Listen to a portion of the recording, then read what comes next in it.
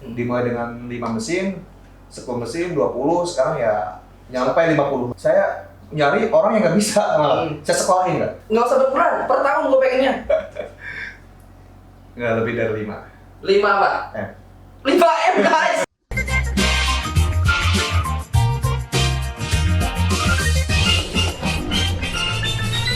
Assalamualaikum warahmatullahi wabarakatuh. Waalaikumsalam warahmatullahi wabarakatuh. Salam Pramuka. Salam. Balik lagi di channel kami, channel edukasi Pramuka, di channel Manusia Tunas Kelapa dengan tema ngeduprak Ngertiin dunia pramuka. Oke, hari ini kita ngeduprak bareng sama pramuka, pengusaha, ustadz, dan banyak banget macamnya dia. Nah, di sini di sebelah saya udah ada yang namanya Kak Wildan Habibullah Amin. Mungkin teman-teman semuanya udah nggak asing sama mukanya, cuma kalau pengalaman ilmunya mungkin juga teman-teman banyak yang belum tahu. Apa kabar nih Kak tentang baik. ya kayak gini-gini nih? Kakak masih sehat, masih aktif, kayaknya dapat asupan-asupan nutrisi dari yang lain nih Kak. Soalnya yang lain pada manyun, badan jadi kurus, muka kucel, tapi Kakak mukanya berseri-seri, badan makin seger. Ada apa nih? Oh, bisa aja Kak. Enggak sih Kak, jadi emang ya kebetulan kalau orang tandanya orang bahagia, orang sehat, itu berarti ekonominya lagi baik. Lagi baik ya? Lagi baik. Alhamdulillah. Kak, lu kenapa sih Kak? Udah nggak aktif di pramuka lagi? Enggak Kak, jadi emang sebenarnya saya pengen masih ada yang jiwa pramuka itu pengen aktif gitu di pramuka. Cuman kita ada pilihan hidup. Namanya hidup itu pasti ada pilihan. Kita antara di pramuka atau usaha.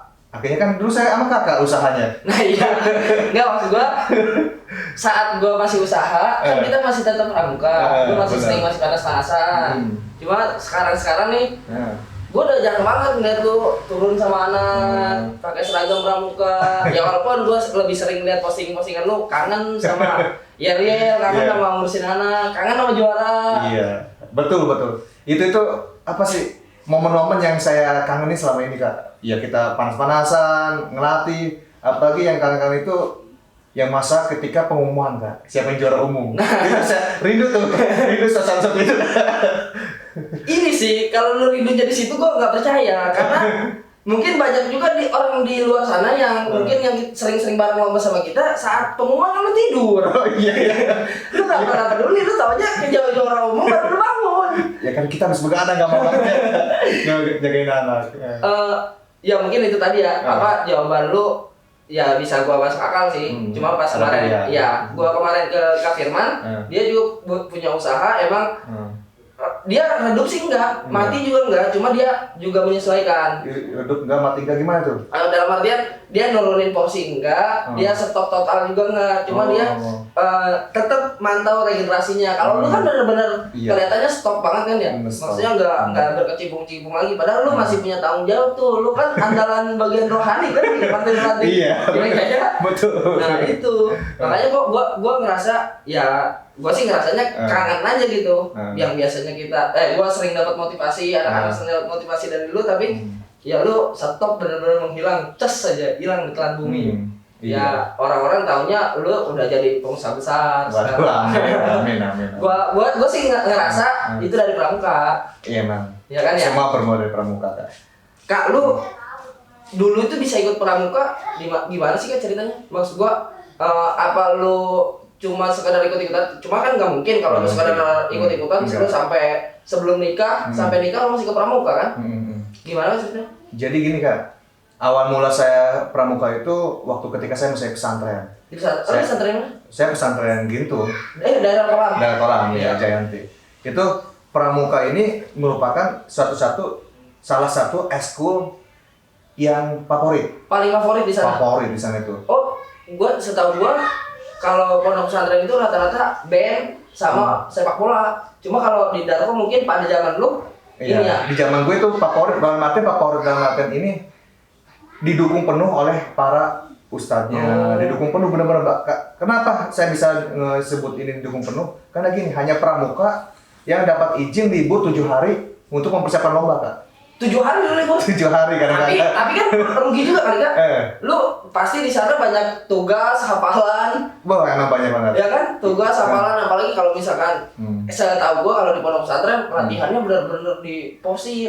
Pagi, siang, sore, malam.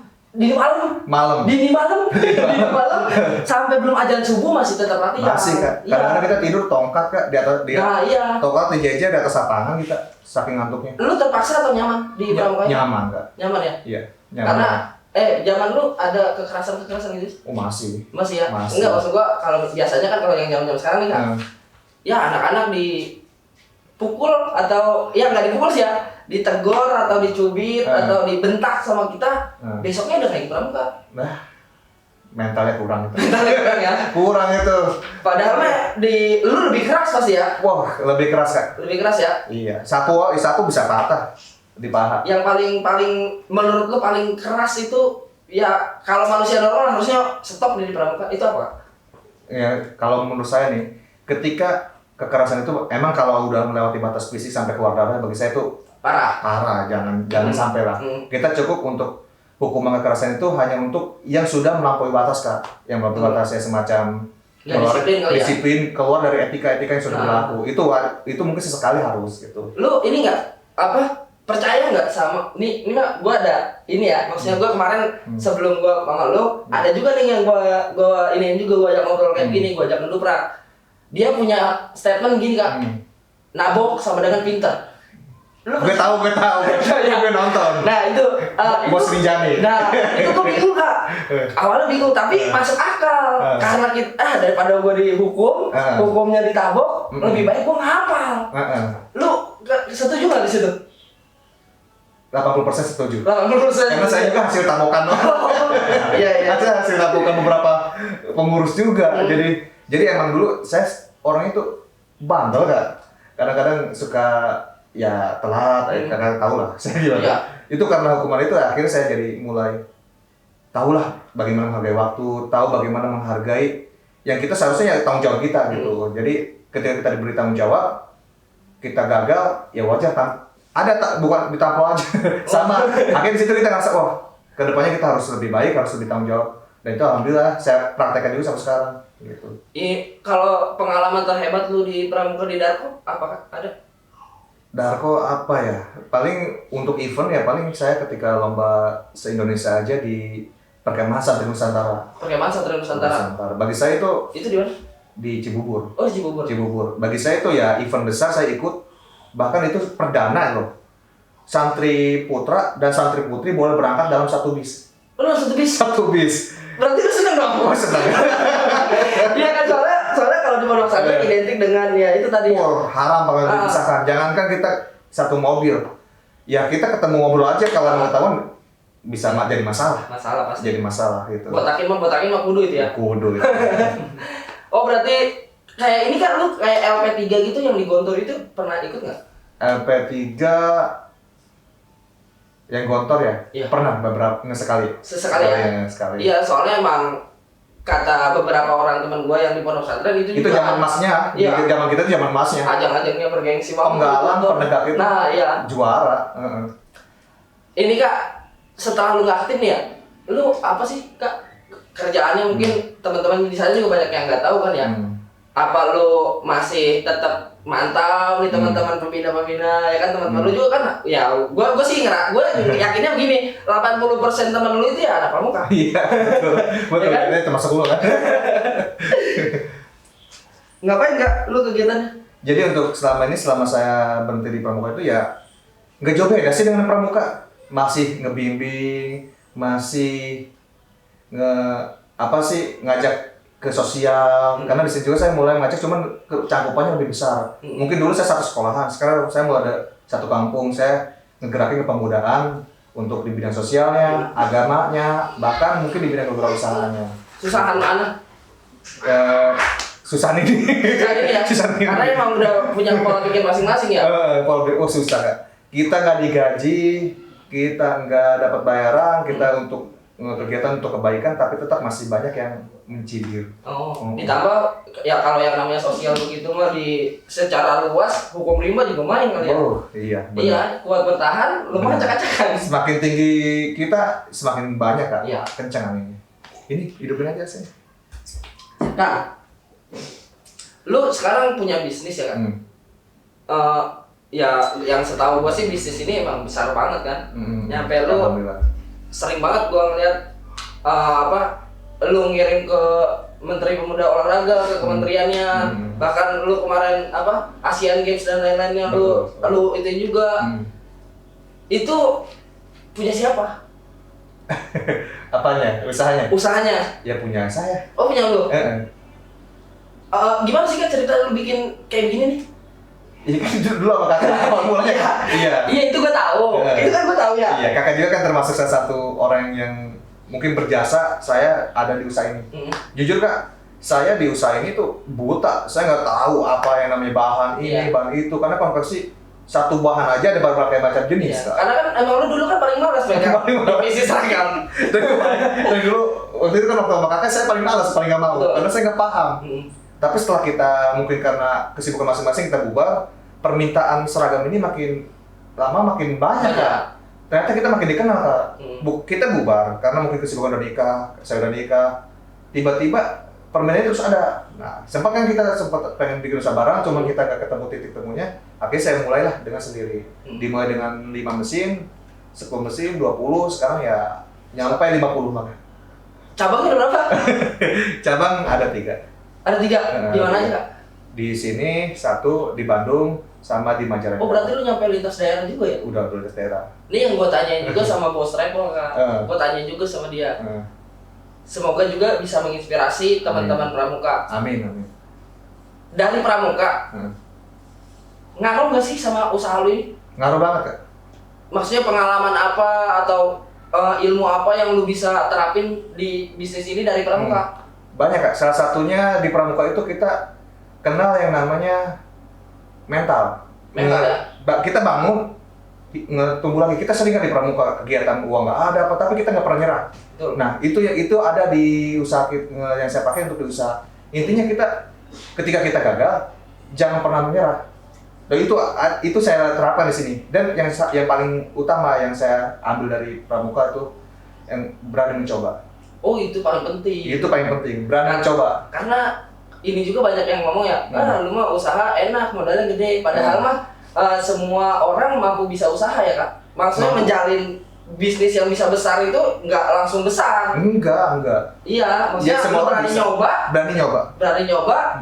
Di situ mau lu gagal atau lu langsung berhasil, itu udah ada prosesnya ya Kak. Udah ada prosesnya. Betul. Ini Kak, penghasilan lu berapa? Penghasilan lu berapa? Ini gua lihat rumah megah banget, apalagi tadi cabang sampai banyak banget kan cabang lu. Aduh, itu rahasia dapur gak enak. Rahasia dapur ya. Angkanya ratusan MT. Bulan ini untuk bulan ini aja. Nggak usah berbulan, per tahun gua pengennya. Nggak lebih dari 5. 5 apa? 5M guys, dari pramuka, gue tahu banget. Jadi gini, dia tuh dulu ngebina bareng sama gue di SD. Ngebina stop, gue jadi tumbalnya dia, gue suruh ngegantiin dia. Yang dulu cuma digaji cuma 200.000 dan sekarang bisa menghasilkan 5 miliar per tahunnya. Lu masih bilang pramuka itu gak penting? Ini salah satu bukti yang bisa menghasilkan pramuka, melibatkan pramuka dalam hasil yang cukup fantastik. 5 miliar per tahun.